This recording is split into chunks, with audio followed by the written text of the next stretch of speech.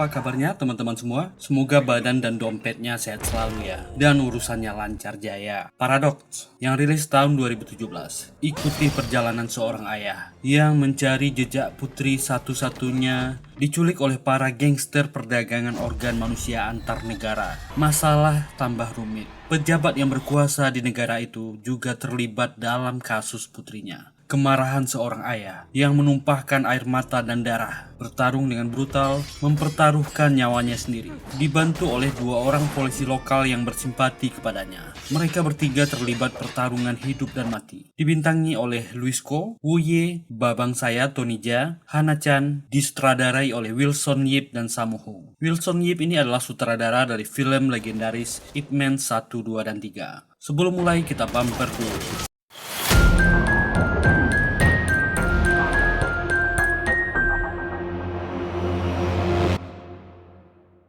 Menjadi seorang ayah adalah hal yang sangat membahagiakan bagi pria manapun, termasuk bagi Sersan Lee Chung Hee. Kita panggil Sersan Lee. Dia adalah ayah tunggal bagi anaknya Yong Chi. Putri kecilnya ini adalah segalanya baginya. Hari itu adalah hari istimewa, ulang tahun putrinya yang ke-17. Sersan Lee memberikan hadiah ultah untuk anaknya. Tapi yang tak disangkanya, anaknya malah mengenalkan seorang pria di hari istimewa yang harusnya dia rayakan berdua saja dengan putrinya. Pemuda bernama Hari ini mengaku mereka sudah berkenalan selama 4 bulan. Pengakuan yang mengejutkan dari pemuda ini. Dia ingin menikah dengan Yong Chi putrinya. Dia berjanji kepada Lee akan menjaga Yong Chi dengan baik. Dia sangat serius. Apalagi Yong Chi mengaku dia telah hamil. Lihatlah tatapan murka bapak ini. Kalau nggak ada Yong Chi di situ, mungkin pemuda bernama Hari ini sudah dihajarnya sampai babak belur. Tapi Lee punya cara lain. Setelah dia kembali dari kamar mandi, dua anak buahnya datang. Lee menunjuk. Dan kedua petugas anak buah Lee segera menangkap Hari. Dia dicurigai berhubungan dengan gadis di bawah umur. Yong Chi menjerit melihat kekasihnya di bawah. Lee menenangkan anaknya yang menjerit dan menangis.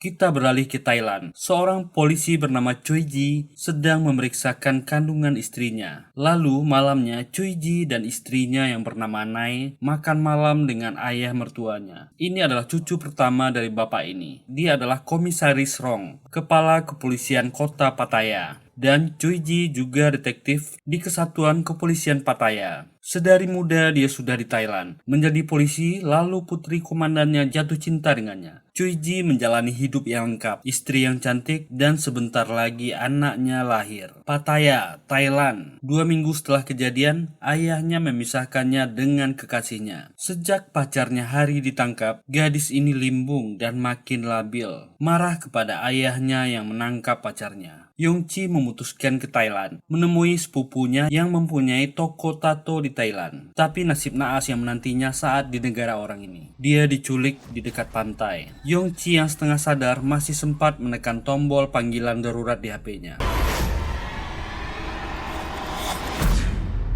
Hong Kong. Sersan Lee menerima sebuah telepon. Itu dari keponakannya Jenny yang tinggal di Thailand. Dia mengabarkan, Yong Chi sudah berada di Thailand. Sempat menelponnya 2 hari yang lewat. Tapi sekarang telepon sudah nggak aktif. Dia pun tidak pulang ke hotel tempat dia menginap. Lee segera terbang ke Thailand. Di tempat inilah Yong Chi menginap. Jenny, keponakannya, sudah ada di sana. Lee segera memeriksa seluruh detail kamar tempat Yong Chi menginap. Semua catatan dan setiap benda yang ada di sana. Kopernya masih ada, jadi Yong Chi pasti belum meninggalkan Thailand. Lee segera menelpon kepolisian Pattaya untuk melaporkan situasinya. Detektif Choi Ji datang, menyapa anak buahnya yang bernama Alung. Alung melaporkan situasinya. Seorang gadis muda dari Hong Kong hilang 3 hari yang lalu. Keluarganya di sini menelpon ayah si gadis, dan ayahnya yang dari Hong Kong sudah di sini. Alung memberitahu dia telah memeriksa semua rumah sakit. Gadis itu tidak ada. Choi Ji menemui Lee. Lee melaporkan situasi di kamar. Dia berkata dia juga polisi. Mereka saling berkenalan. Karena Choi Ji sempat lama di Hong Kong, dia merasa dekat dengan Lee. Dan Lee diinterogasi di kantor, menanyakan semua informasi yang mungkin berguna untuk penyelidikan. Choi Ji meminta maaf karena menanyakan istri Lee yang sudah meninggal. Lalu Jenny diinterogasi, mengatakan semua yang dia tahu. Yongji ingin berlibur ke Thailand untuk mencari ketenangan. Setiap malam dia ke toko tatonya, tapi pada hari ketiga dia menghilang. Choi Ji sempat mengaitkan tentang pacar anaknya yang Lee tangkap. Dia mendapat info itu dari Jenny. Lee mengatakan itu tak ada hubungannya dengan kehilangan anaknya. Choi Ji berkata mungkin saja anaknya menghindari ayahnya. Lee mengatakan dengan semua bukti di kamar itu tidak mungkin. Dia tak bisa menunggu. Dia ingin menyelidiki bersama dengan Choi Ji. Pria ini mengiyakan. Dia bisa tanda tangan dulu. Saat sedang menunggu, seorang detektif menyeret seorang pria ke dalam kantor. Penjahat ini melawan balik, tapi malah kena hajar. Pria ini bernama Tak. Lee memberikan kacamata Tak yang terjatuh. Saat Tak menyentuh Lee ingin berterima kasih, dia kaget. Tak punya kemampuan khusus. Dia adalah mantan biksu yang menjadi polisi. Kemampuan bela diri dan firasatnya sangat akurat. Dia merasakan hawa Lee Chung-hee penuh darah. Pria ini penuh amarah dan sudah sering membunuh di masa lalunya. Tak langsung terdiam dan menanyakan ke temannya Choi Ji. Choi Ji menceritakan singkat siapa Lee dan kasus apa yang terjadi pada putrinya. Tak berusaha tenang dan mencandai temannya. Tapi dia merasakan sesuatu yang buruk akan terjadi kepada temannya Choi Ji jika dia terus bersama Lee. Jenny membawa pamannya Lee ke toko tatonya. Dia menyerahkan sebuah tulisan. Sebelum menghilang, Yongji membuat tulisan tato ini di tangannya. Arti tulisan ini adalah selamat tinggal dalam bahasa Spanyol. Jenny menceritakan, Yongji sempat curhat kepadanya. Kenapa dia berani membuat tato? Tubuhnya adalah miliknya. Itu membuat Lee terdiam. Di sebuah ballroom di kota Thailand. Hari itu, wali kota Pattaya, Mayor Aziz mengadakan konferensi pers. Dia akan mengumumkan pencalonan dirinya kembali sebagai wali kota. Konsultan politik sekaligus wakil wali kotanya ini bernama Ming Chai. Mereka terlihat berlatih sebelum acara dimulai. Saat itulah Ming Chai mendapat laporan. Mayor Aziz tiba-tiba tumbang dan susah bernafas. Ming Chai segera menelpon dokter dan berlari melihat kondisi wali kota. Mereka menyamarkan kepergian wali kota ini dengan tumpukan kursi. Ming Chai segera membunyikan alarm darurat kebakaran. Para wartawan yang sudah menunggu diberitahu oleh salah seorang staf. Terjadi sesuatu dengan sistem keamanan. Acara hari ini akan dibatalkan. Rumah sakit VIP Haram. Wali kota terkena serangan jantung. Dokter memberitahu Ming Chai, satu-satunya cara adalah operasi jantung. Sementara Sersan Lee dan Choi Ji memulai pencarian mereka. Dari memeriksa CCTV di sebuah minimarket dan restoran yang terdekat dengan hotel tempat Yongji menginap. Para preman di jalan pun tak luput ditanyai Choi Ji. Lee menanyai ke salah seorang PSK. Ternyata wanita ini bisa berbahasa Mandarin. Dia malah menawarkan dirinya. Lee meyakinkan gadis ini. Apakah dia yakin tak pernah melihat anaknya? Gadis ini sepertinya tahu sesuatu, tapi dia menjawab tidak. Akhirnya, di CCTV minimarket ditemukan Yongji sedang berbelanja. Dari CCTV di luar, terlihat seseorang bertopi mengikuti anaknya. Dia menunjukkan video itu kepada Choi Ji. Orang ini bergegas. Mereka melanjutkan dengan CCTV di seberang. Dan wajah pria bertopi ini jelas terlihat. Besoknya, Choi Ji membawa Lee ke sebuah tempat, menyuruhnya menunggu di mobil. Saat di mobil itulah dia melihat pria bertopi yang ada di CCTV. Lee masuk ke dalam tempat biliar itu. Tanpa basa-basi, dia langsung menghajar orang ini.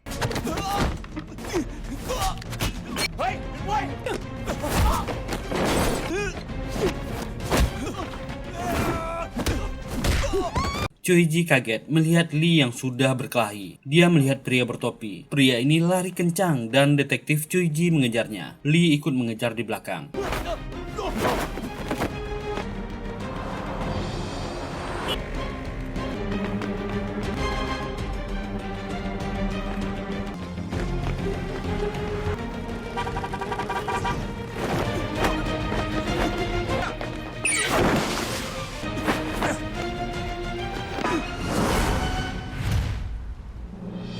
Akhirnya pria ini tertangkap. Pria bernama Tong ini dibawa ke kantor. Dia dipaksa mengaku kenapa mengikuti gadis di CCTV. Setelah pemeriksaan, Choi Ji melaporkan Tong memiliki alibi yang kuat. Saat putri Lee menghilang, dia sedang di luar kota. Saat dia ditanya kenapa dia mengikuti putrinya, si Tong ini ternyata orang cabul biasa yang suka mengintip dan melecehkan gadis-gadis lalu melarikan diri. Itu terlihat dari foto di HP-nya dan emosi Lee tersulut. Sersan Lee ini memang punya masalah dengan temperamennya, apalagi saat ini kondisinya sangat tidak stabil. Tak dan Choi Ji susah payah menenangkan orang ini. Walaupun kasihan dengan Lee, tak merasa yakin Lee akan mencelakai temannya. Dia memberikan jimat yang selama ini dipegangnya, menyuruh Choi Ji memakainya. Sementara di sebuah pabrik pengolahan daging dan pengemasan makanan dingin, terlihat tempat ini sama saja dengan pabrik pada umumnya. Tapi tempat ini adalah tempat perdagangan manusia dan penjualan organ. Orang yang bernama Sasa inilah yang mempunyai bisnis ini. Mantan tentara bayaran dan gangster dari Rusia yang sudah lama menetap di Thailand. Ming Chai, konsultan Mayor Aziz, menemui Sasa di kantornya, menyerahkan setumpuk uang di dalam amplop besar, apa yang ingin orang ini beli. Dan di suatu tempat, banyak gadis muda di dalam ruang bawah tanah. Yongchi adalah salah satunya. Saat Sersan Lee ingin kembali ke hotel, tak sengaja dia melihat petugas yang bernama Alung mengajak gadis PSK yang ditemuinya kemarin ke dalam mobil. Choi Ji sepertinya memang tulus membantu Lee. Hampir setiap hari mereka keliling Pattaya, mencari info keberadaan Yongchi. Lee melihat patung Buddha, saat itulah ayah ini merasa sangat bersalah. Dia teringat, dialah yang memaksa anaknya Yongchi untuk aborsi. Tiba-tiba, Choi Ji mendapat telepon dari kepolisian. Mereka menemukan mayat di pantai. Dia ingin Lee mengidentifikasi korban. Mereka bergegas dan sampai di pantai. Lee dengan panik memeriksa mayat seorang gadis muda yang sedang ditutupi kain. Menguatkan hatinya, Lee membuka penutup mayat, dan itu bukan putrinya. Lee mengeluarkan HP-nya. Sangat kebetulan ada banyak wartawan di sana. Dia memohon. Dia sudah kehilangan putrinya selama 6 hari. Jika ada yang melihat putrinya, tolong hubungi polisi. Dia berlutut dan memohon bantuan. Choi Ji sedih melihatnya. Dia tak bisa membayangkan kalau dia yang berada di posisi Lee. Saat perjalanan ke kantor, dia mendapat telepon dari istrinya Nae. Dia mengalami pendarahan. Dengan panik menelpon suaminya. Lee membantunya menelponkan ambulan supaya mengirim orang. Dia berbicara dengan istrinya. Dia akan menyusul ke rumah sakit. Lee terharu dan menangis melihat Choi Ji menyanyi dan menghibur istrinya. Ini adalah lagu yang sering dia dan istrinya nyanyikan untuk anaknya. Yang paling dia sesalkan, kenapa harus membiarkan istrinya menyetir. Memori itu membuatnya tak pernah bisa menikah lagi. Karena hari itu dia kehilangan istrinya karena kecelakaan mobil. Lee sangat senang melihat istri Choi Ji tidak kenapa-napa dan bayinya baik-baik saja. Di kediaman wali kota, ternyata komisaris Rong menemui Ming Chai. Rong ternyata dipanggil ke sini agar mendukung Aziz bisa terpilih menjadi wali kota lagi. Ming Chai membawa komisaris Rong ke dalam ruangan. Rong kaget. Pantas saja wali kota tidak pernah muncul belakangan ini. Rong menanyakan kepada orang ini, kenapa dia diberitahu hal sepenting ini. Ming Chai mengaku Rong adalah teman mereka. Konsultan politik sekaligus wakil wali kota ini tahu Rong sedang diincar gara-gara kasus suap. Tapi dia dan timnya telah membereskan. Rong tahu itu tidak gratis dan bertanya apa yang Ming Chai inginkan. Dia hanya ingin kasus polisi Hong Kong yang mencari putrinya yang hilang tidak dibantu lagi oleh menantunya. Apalagi dia mau menjadi kakek. Rong tak menyangka dia telah diancam. Media makin gencar memberitakan tentang polisi Hong Kong yang sedang mencari anaknya. Nong, seorang sopir angkot yang menyaksikan itu, merasa dia pernah melihat gadis ini. Dia memeriksa video yang ada di kameranya. Dia yakin telah mengirimkannya ke kantor polisi. Ingat dengan gadis PSK ini, namanya Jenny, yang dibawa oleh petugas Alung tadi. Keadaan gadis ini menyedihkan, babak belur. Bahkan Jenny tidak dibayar. Dia disiksa secara kasar. Pria ini mempunyai kelainan. Dia tersiksa secara fisik dan batin. Mau lapor nggak bisa. Pelakunya adalah petugas. Saat Jenny ingin kembali ke tempat dia mangkal, tak sengaja dia melihat Lee yang masih mencari-cari anak gadisnya. Jenny pun berteriak kepada Lee. Dia pernah melihat anaknya. Berapa dia akan dibayar? Lee menyangka gadis ini berbohong dan mempermainkannya untuk mencari uang. Dia mengabaikannya. Tapi Jenny mengikuti dan berteriak dia pernah melihatnya. Tapi Lee tetap pergi. Karena melihat gadis ini menangis, Lee berbalik. Gadis ini berkata, dia memang butuh uang, tapi dia tak berniat berbohong. Gadis ini menceritakan, saat itu siang, 6 hari yang lewat. Waktu itu dia naik angkot, melewati daerah tepi pantai. Sangat jelas polisi yang bernama Alung menangkap putrinya. Lee tak menyangka info yang sangat berharga ini didapatkan dari gadis ini. Lee sengaja menunggu mobil Long pagi harinya. Dia meminta izin bolehkah dia menumpang dan memperlihatkan sebuah titik di Google Map. Long mengantarkan Lee ke titik yang dia mau. Petugas ini belum sadar, dia telah dicurigai. Lee menjawab, seseorang berkata bahwa putrinya diculik di sini. Menatap Alung dengan tajam. Orang ini mulai merasa grogi dan bertanya dia mendapat info dari mana. Dan Jenny datang. Tangan Lee segera bergerak. Kita akan tahu polisi Hong Kong ini sangat berbahaya dan brutal. Sementara Cui Ji memeriksa arsip CCTV kepolisian Pattaya. Dia heran, ada satu video yang terhapus pas di tanggal Yong Chi menghilang. Dia bergerak menuju divisi IT dan bertanya kepada orang IT, kenapa video ini dihapus? Ada dua kemungkinan, jawab orang ini. Video rusak atau dihapus oleh petugas. Cui Ji meminta teknisi ini memeriksa IP address orang yang mengupload video ini. Alamat orang yang mengupload video didapat, yang membuatnya kesal mobilnya mogok. Untung mobil Tak lewat. Dia meminta Tak mengantarkannya ke suatu tempat, komplek perumahan paling padat di Pattaya. Ternyata kepala gangster perdagangan manusia, Sacha, dan anak buahnya telah diberitahu oleh Long tentang orang yang memiliki bukti video. Orang ini sudah di sini. Tak ingin pergi dari sana, tapi malah mobilnya mogok. Nong si sopir angkot ditemukan. Dia dihajar. Sacha meminta file asli yang dia punya. Sementara Cui Ji juga hampir sampai di sana, nomor 57. Tapi ada yang aneh, ada orang yang berjaga di sana. Cui Ji mengetuk pintu dengan keras, membuat Nong berteriak meminta tolong. Kedua gangster ini menyerang Cui Ji. Sacha yang mendengar keributan mencabut flash disk dan merusak komputer Nong. Dan pertempuran brutal pun dimulai. Cui Ji dikeroyok 3 gangster.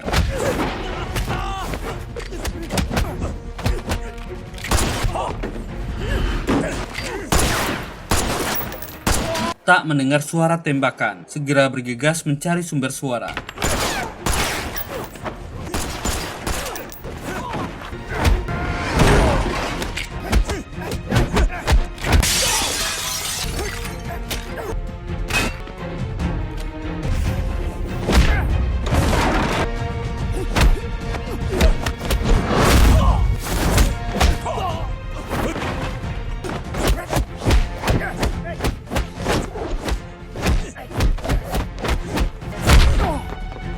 Tak tiba tepat waktu, di saat Sacha akan melarikan diri. Tak mengeluarkan gerakan andalannya. Cui Ji berteriak, jangan sampai orang itu lolos. Tak melanjutkan pengejarannya, berusaha membungkuk Sacha.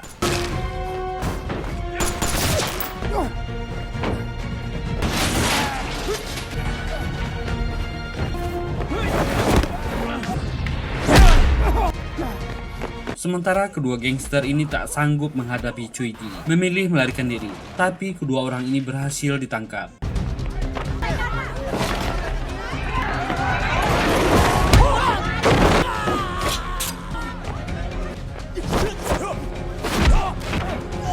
Sementara pertarungan Muay Thai Warrior melawan ahli boxing di atas atap. Sacha tak menyangka orang ini sangat ahli.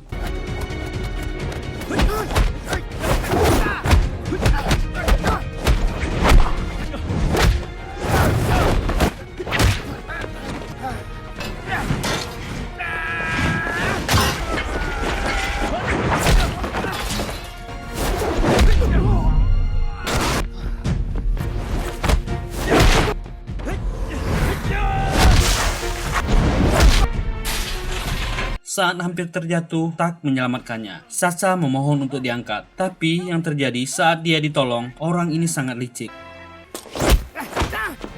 Menggunakan anak-anak untuk melarikan diri, Tak terbang dan menolong.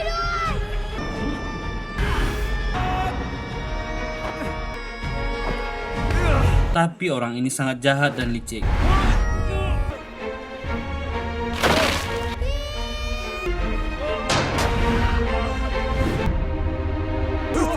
Cuiji yang berada di bawah menyaksikan temannya terjatuh dari lantai atas. Mengingat jimat yang selalu Tak pakai diserahkan kepadanya. Walaupun mengalami cedera parah, Tak belum kehilangan nyawanya. Sementara di sebuah pabrik tua, Alung dihajar dengan sangat brutal oleh Lee. Tapi pria ini tak mau membuka mulutnya. Lee memohon, apakah dia tak mempunyai keluarga? Tolonglah dia. Dia satu-satunya anaknya. Melihat Lung tetap tenang, jiwa barbar dan brutal Lee tak bisa ditahan lagi.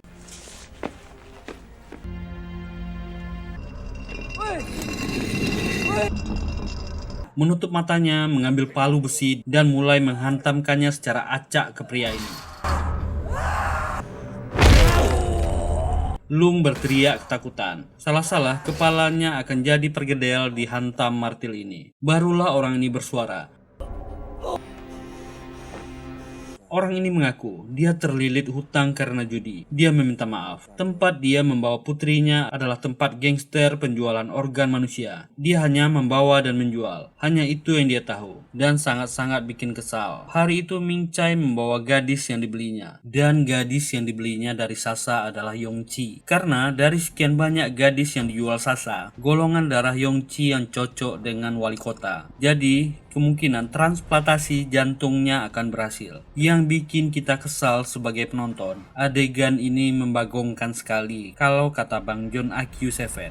Mobil Lee ditabrak mobil Ming Chai yang ada putrinya Yongchi di bagasi belakang. Mobil Cuiji dengan ambulan juga lewat di sana. Aduh, bikin kesal ini adegan. Lee memilih tak melanjutkan ribut dengan pria yang menabrak mobilnya. Dia memilih pergi, apalagi ada patroli yang datang dan mengejarnya. Mobil patroli mengumumkan. Di radio, sebuah mobil silver melarikan diri. Ada orang yang terluka di dalamnya.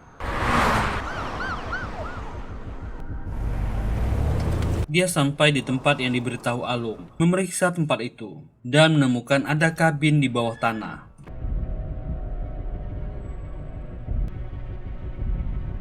Lalu dia menemukan gelang putrinya yang dia belikan. Kedua petugas patroli ini berhasil menyusulnya, memeriksa mobil, dan mengacungkan pistol kepada Lee. Saat akan diborgol, Lee menghajar kedua petugas ini dan melarikan diri ke dalam hutan. Kedua petugas ini mengejar dan menembaknya, dan Lee berhasil lolos.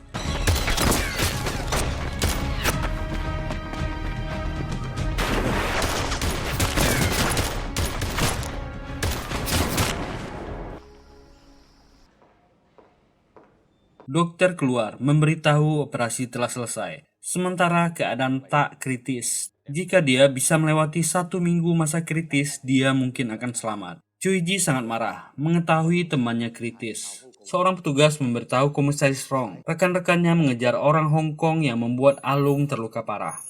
Mobilnya ditemukan, tapi orang Hong Kong itu melarikan diri. Cuiji dengan emosi meninggalkan tempat itu. Gudang penyimpanan itu diperiksa. Dengan bukti sebanyak ini, jelas banyak orang yang sudah ditahan di sini. Petugas memberikan HP yang ditemukan di mobil Alung. Itu adalah HP Yongchi, si gadis yang hilang. Cuiji sama sekali tak menyangka temannya petugas Alung terlibat dengan gangster. Dengan emosi, Cuiji mengawal sampai ke rumah sakit, memeriksa apakah Alung sudah sadar. Tapi pria ini belum sadar dan membuat Cuiji tambah emosi. Lee keluar dari hutan dan berjalan ke arah kota. Dia ternyata berada di tempat kos-kosan punya Jenny. Memeriksa HP Lung, semua foto-fotonya, dan Lee tidak kehabisan akal. Dia menyuruh Jenny menelpon semua nomor yang ada di kontaknya dengan kalimat, "Aku butuh ginjal." Puluhan nomor mereka coba, tapi tak ada yang merespon dan malah marah. Akhirnya salah satu nomor menjawab dan bertanya, siapa yang memberi rekomendasi? Jenny menjawab, Alung. Dan juga ternyata Jenny punya nomor orang ini. Dulu dia membuat pesta untuk kolega dan menyewa Jenny dan teman-temannya untuk menghibur. Lee menunjukkan foto Alung bersama Sasa. Ya, ini orangnya, ujar Jenny. Bahkan dia tahu di mana pabrik orang ini berada. Komisaris Rong diantar oleh wakil wali kota Ming Chai ke rumah sakit. Entah apa kesepakatan kedua orang ini. Rong menyuruh kedua penjaga di kamar untuk pergi, membangunkan menantunya. Cuiji terlihat kelelahan. Dia menyuruhnya pulang. Tapi Choi Ji menolak. Dia yakin Alung terlibat sindikat perdagangan manusia. Dia harus menunggunya sadar. Mertuanya mengingatkan, malam ini dia ada janjian makan malam dengan istrinya Nae. Dan Choi Ji pun pulang. Dia sudah terlalu sibuk belakangan ini. Choi Ji mengajak istri dan mertuanya makan malam. Saat itulah Choi Ji yang tak ada di rumah sakit. Lalu seseorang datang dan menyuntikkan racun ke Alung. Mertuanya sengaja mengalihkan Choi Ji agar pergi dari sana.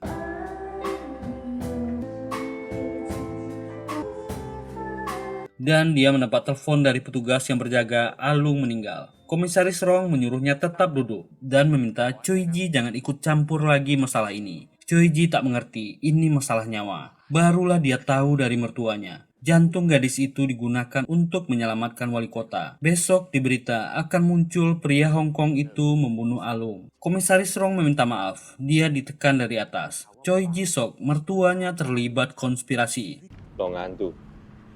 Ternyata orang ini sangat licik. Walcott Ming Chai menyerahkan data Sacha ke Komisaris Rong. Orang inilah yang bertanggung jawab atas gadis-gadis yang hilang. Habisi mereka semua. Jangan sampai wali kota terkait dengan gadis yang hilang dari Hong Kong. Dia juga ingin ayah dari gadis itu dihabisi dalam operasi yang akan dilaksanakan. Komisaris Rong langsung memimpin rapat dengan tim khusus, menayangkan foto Sasa, mantan tentara bayaran dari Rusia dan telah tinggal di Thailand selama 10 tahun terakhir. Orang inilah yang paling dicurigai bertanggung jawab dengan banyaknya kasus gadis muda yang hilang di Thailand selama beberapa tahun terakhir. Dia menggunakan tempat bisnis pembuku dagingnya untuk menutupi kedoknya. Ada puluhan orang anak buahnya di pabrik, kemungkinan bersenjata. Habisi semua orang yang melawan. Komisaris Rong memberi perintah, dan Choi Ji adalah pemimpin operasi kali ini. Choi Ji dilema, semua ini tak sejalan dengan hati nuraninya. Tapi dia dipaksa memimpin operasi ini. Mereka melihat Sasa masuk ke pabriknya. Seluruh tim SWAT siaga. Mereka akan mengawasi selama 1 menit sebelum operasi dimulai. Dan Choi Ji melihat orang yang dikenalnya, Sersan Lee, memasuki pabrik. Lalu dia menyuruh semua orang untuk berhenti. Tapi mertuanya memberi perintah. Orang Hong Kong itu juga harus tewas. Itu membuat Choi Ji emosi. Dia akan menunda selama yang dia bisa. Sersan Lee masuk ke dalam pabrik. Kita akan melihat keganasan kungfu dari Sersan ini. Dia adalah instruktur guru bela diri di kepolisian Hong Kong. Orang ini sangat ganas, skillnya tidak main-main. Satu persatu anak buah Sasa dihajar dengan brutal.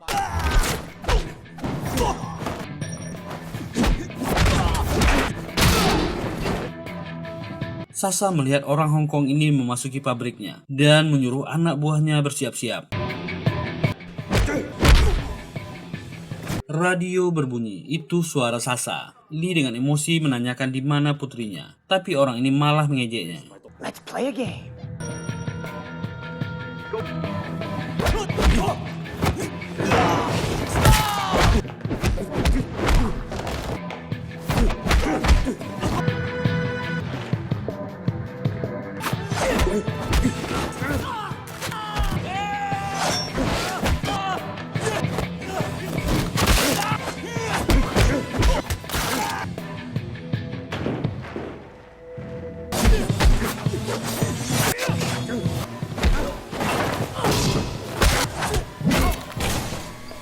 Semua anak buahnya dihabisi. Sasa keluar dengan beberapa bodyguard pribadinya. Dengan emosi, Lee berteriak, "Where is my daughter?"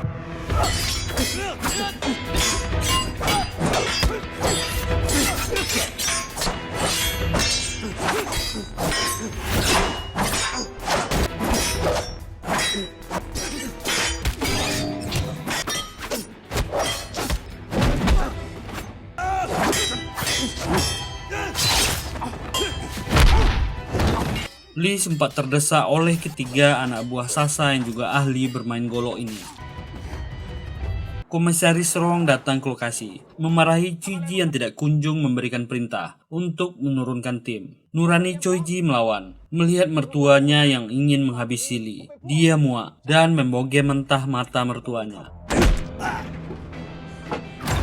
Kita lanjut ke perkelahian di dalam. Sementara Sasa mencari kesempatan untuk membokong Lee. Dengan pengait dia mendapatkan kaki Lee. Aduh, Lee.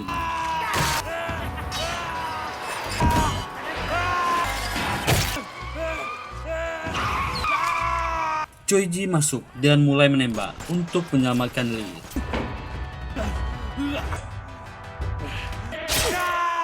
Sementara Komisaris Rong memberi perintah tim untuk bergerak. Choi Ji mencabut kait besi itu dan menghabisi ketiga orang bergolok ini. Skill Choi Ji ternyata juga tak main-main. Orang ini memiliki kemampuan bela diri yang sangar. Dia berhadapan dengan Sasa.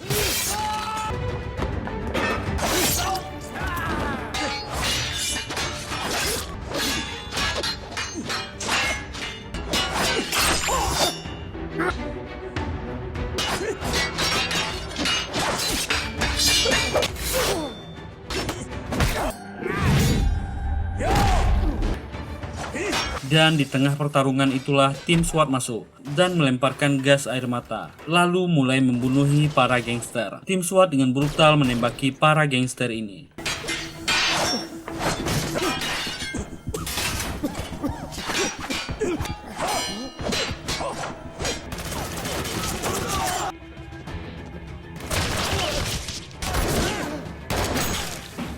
Choi Ji menyelamatkan Lee dan membawanya ke sebuah ruangan. Mereka berhasil lolos. Dan Choi Ji meminta maaf. Tim SWAT datang untuk menghancurkan semua ini, untuk menghabiskan barang bukti dan juga nyawa Lee sendiri. Ada pejabat yang terlibat. Dia mengambil jantung Putri Lee untuk menyelamatkan wali kota. Lee shock mendengarnya. Choi Ji menangis meminta maaf. Lee marah dan emosi. Kenapa ini terjadi kepada putrinya? Ini adalah ruang operasi. Dia berusaha berjalan untuk memeriksa ruangan operasi. Ada darah di mana-mana. Ternyata Sasa bersembunyi di sana. Dia menyerang Choi Ji. Perkelahian brutal kembali terjadi.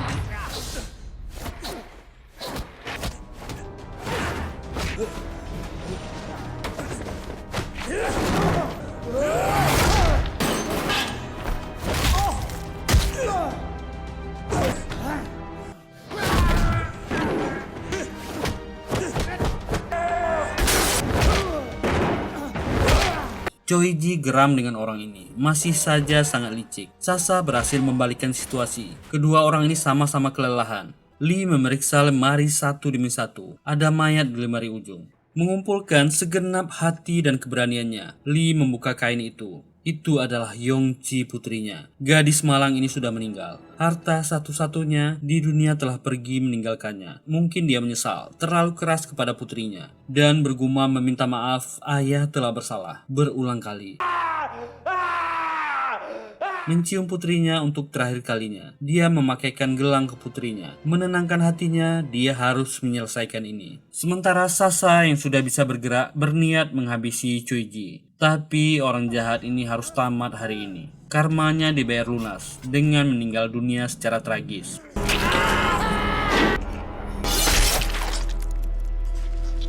Seakan-akan melampiaskan dendamnya, Lee terduduk lemas. Komisaris Rong masuk ke ruangan itu, mengacungkan pistol berniat menembak Lee. Choi Ji berteriak, "Kita polisi, ingat jati diri kita. Jika mertuanya menembak orang ini, dia tak akan pernah memaafkannya." Komisaris Rong menjatuhkan pistolnya. Dia masih punya nurani. Dia meminta maaf, dia juga dipaksa.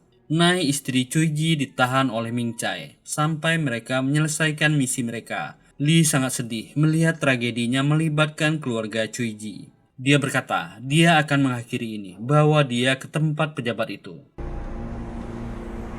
Sesaat akan sampai, Lee bergerak cepat, memborgol tangan Choi Ji di kemudi. Dia berkata, terima kasih sudah membantunya selama ini. Rumah wali kota Aziz. Orang ini sudah sadar, dia berterima kasih kepada Ming Chai yang masih ingat ulang tahun cucunya. Hari itu di rumah penuh lampu, cucu wali kota merayakan pesta ulang tahunnya. Semua keluarga berkumpul. Orang-orang bahagia dan tertawa. Menyeret kakinya yang terluka, Lee mengeluarkan pistol. Dia berhasil masuk ke kamar wali kota, mengunci si perawat di kamar mandi. Lee mendengarkan detak jantung wali kota. Itu adalah detak jantung putrinya. Dia menangis. Ming Chai masuk ke kamar untuk mengecek keadaan wali kota. Kaget melihat Lee yang sudah ada di kamar. Lee berkata, di matamu nyawa tidak ada artinya. Hari ini dia akan membuat nyawanya juga tidak berharga. Ming Chai berusaha tetap tenang. Dia menjawab itu hanya kebetulan saja dia memilih putrinya. Lee menutup pintu kamar. Dia bertanya, jika dia mati, apakah Nai istri Choi Ji akan baik-baik saja? Ming Chai mengangguk. Dan Kepala orang ini tertembus peluru. Dari semua karakter yang di film ini, gua paling geram nih ngelihat si Ming Chai.